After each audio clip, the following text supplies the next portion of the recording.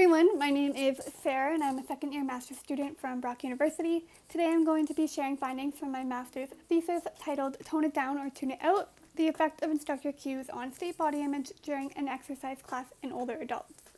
My co-authors on this project were Nicole Last and my supervisor, Dr. Kimberly Gamage.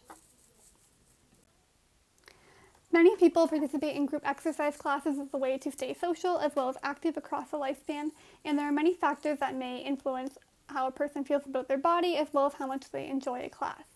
Previous studies conducted in young women suggest that appearance-focused cues compared to functionality-focused cues may negatively affect state body image following an exercise class. However, to date, no one has examined this relationship in older adults to our knowledge. Therefore, the purpose of our study was to examine whether or not the cues used by the exercise instructor, whether appearance-focused or functionality-focused, affected state body image outcomes during a single group exercise class for older adults. And in terms of functionality-focused cues, an example might be to promote exercise as a way to get strong, stay mobile, whereas an appearance-focused cue would be promoting exercise to burn calories or lose weight.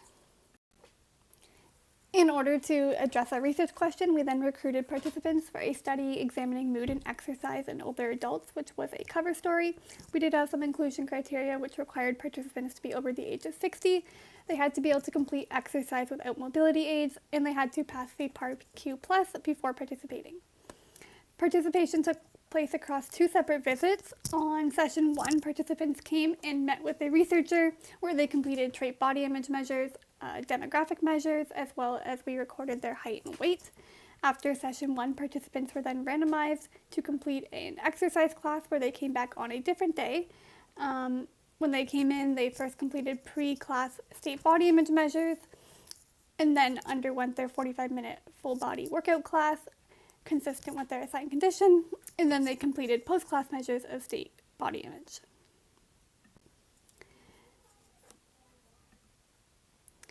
In order to analyze differences between our conditions, we performed a series of ANCOVAs. We entered pre-class body image variables as a covariate with the body image variable of interest as the dependent variable. We also looked at relevant demographic and trait body image measures as covariates based on correlations. If you look at the p-values on the right side of the chart, you can see that we had no values less than 0.05, indicating no significant differences between our groups. Additionally, when you look at the means, no scores are inherently very different, suggesting that there was no differences between conditions. In comparison to studies that have used a very similar protocol, our findings actually contrast what has been found in young women. Findings by Engelin et al. Suggested that appearance-focused cues led to negative body image outcomes, whereas in our sample we did not see any significant differences between our 2 conditions. One reason that we may not have found the same results would be the age and demographic information from our sample.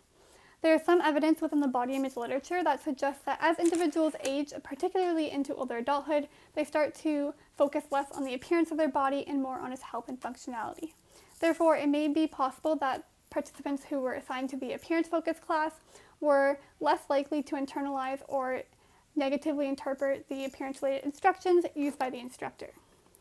Additionally, in a comparison to previous studies that looked at people with relatively negative body image to start with, our sample was indicative of individuals who had a relatively good body image. For example, they scored relatively high on pre-class measures of positive body image and relatively low on measures of pre-class negative body image. In addition, within our sample, we had a relatively active sample of older adults. Therefore, it's possible that given the relationship that exercise frequency is commonly linked to improved body image, it is possible that a single exercise class was not effective in altering state body image. Moving forward, it's important to further examine the relationship of body image outcomes in older adults, especially using experimental designs, so that causal claims can be made. Additionally, when possible, exercise instructors should remember to try and promote exercise from a functional perspective. Even though we didn't see significant differences in our study, there is evidence that appearance-focused commentary can have negative effects. Therefore, instructors should try to be mindful of this when possible. Thank you for listening to my presentation. I'd like to acknowledge Olivia Parker for all her work instructing and co-designing all the exercise classes.